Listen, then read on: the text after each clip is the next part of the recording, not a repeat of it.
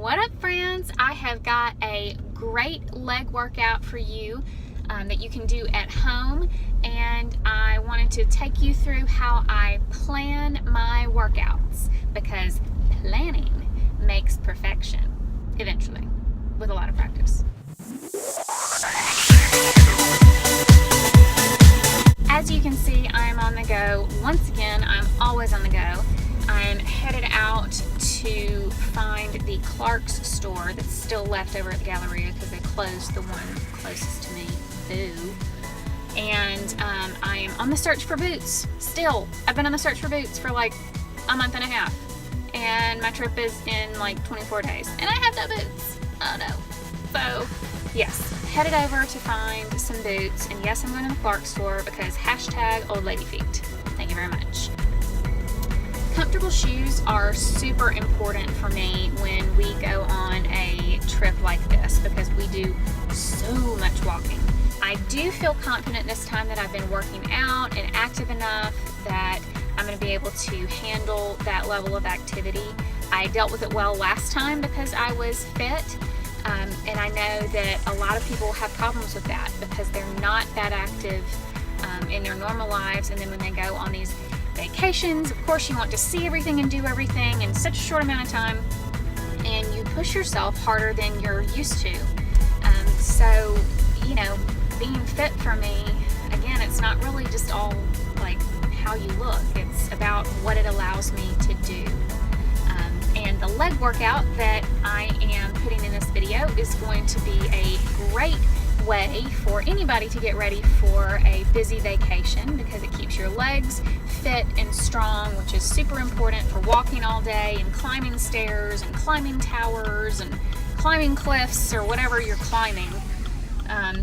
So yeah, give it a try and let me know how you like it. Make sure you subscribe to my channel and let me know what other kind of workouts you want to see. See ya. So this is my little dry erase calendar that I write my workout splits on. I'm kind of obsessed with dry erase boards. They're my jam. As you can see, I'm doing 2 leg days a week, and starting Tuesday, September 4th, I'm actually doing a week of hard labor. It's a weightlifting program with Sagi Kalev on Beachbody On Demand. You can totally do it with me, so just let me know if you want to. So my current workout split has me doing 2 leg days a week, and I do that because legs are kind of my jam. I got a lot of muscle in my legs, I've got a lot of muscle in my booty, and nothing's going to change about that. They're never going to be small, so they might as well be real big and muscular. I throw in chest and back and usually mix arms in there a little bit as well. I probably need to do a little more cardio, but I don't train my shoulders a whole lot because I have broad shoulders anyway, and they tend to get pretty muscular pretty quickly. So I prefer to just focus on my chest and back and arms, and my shoulders just kind of get worked in the process of all of that through compound movements. Every once in a while I'll throw a few shoulder moves in here or there, but it is very rare that I'm going to dedicate an entire workout just to my shoulders. And I know some people do that. You know, their bodies are probably a little different. So you really have to figure out what is going to fit your goals the best.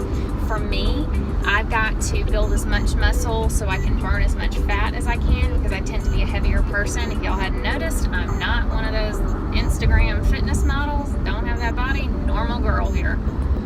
So if I want to be able to eat more than 1,200 calories a day, I need to put on muscle, and that muscle is going to get put on in my lower half. And yeah, I need more than 1,200 calories a day because that's not life. I know a lot of people keep their workouts on their phone, but I don't know, I just find it annoying to have to like keep searching or whatever on your Pinterest board and on your photos to find the workouts. And maybe I'm just old school, but I like keeping mine on these cards, note cards. I always studied with note cards in college and law school, so note cards are just kind of my thing. And I keep all of these different little workouts. You can see I have them like legs at home and complete lower body, back and and shoulders. If I got them from somebody else, I usually write down at the bottom where I got them from, especially if there's like a YouTube video that goes with it. Like this one's from Heidi Summers. So if I have no idea what I meant when I wrote lateral leg raise, DB on thigh, I can always go back to one of her videos and find it and see what I actually meant. So that's always helpful, but I really like keeping these in this little case thing that I found. I have no idea where I got it. It says Walmart on the back of it, so I'm guessing Walmart maybe. Today I'm going to do legs at home. So let's get started.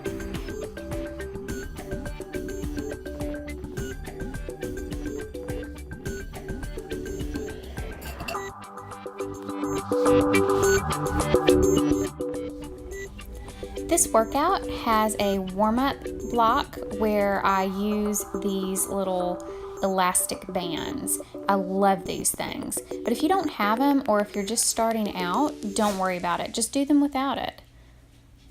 These Crabwalks are killer. Absolutely love them.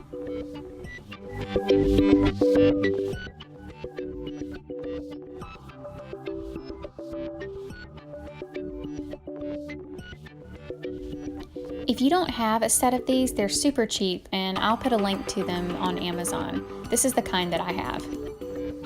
After you've done your warm-up circuit 3 times, you're going to start with circuit 1. You're going to do this 3 times as well.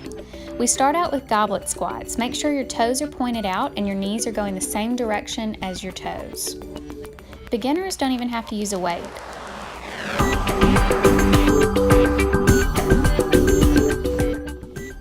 Romanian deadlifts are one of my favorite exercises. Make sure you're hinging over at the hips and your knees can bend slightly. Beginner version, these are called good mornings. You just do them without the weights.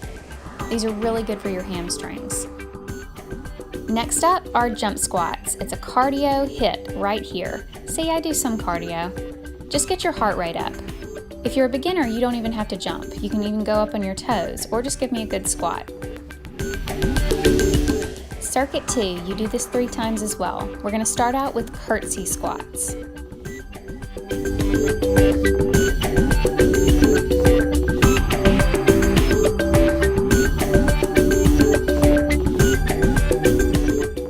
For deep pocket squats, I place my feet a little bit wider than my shoulders so I can really get deep into my pockets. See what I did there?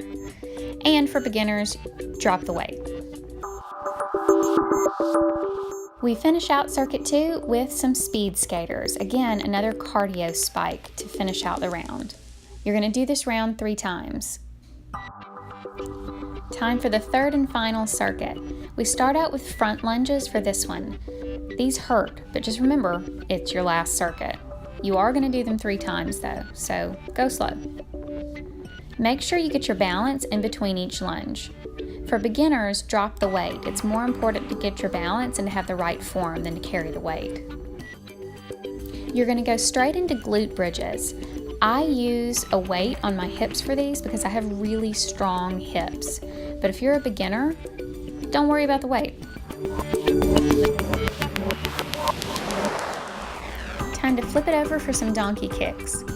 Try and keep your back as straight as you can. Arching your lower back kind of defeats the purpose here. Kick out and up.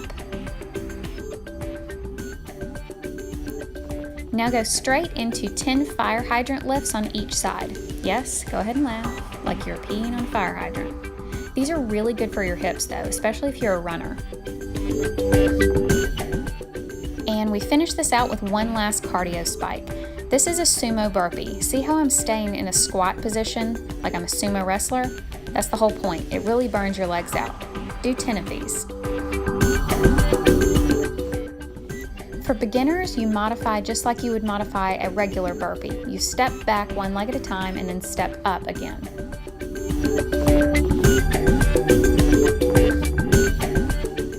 Maybe it's just me, but that workout is pretty brutal on my quads. So roll, stretch, do what you gotta do so you're not completely stiff and sore. See you next time.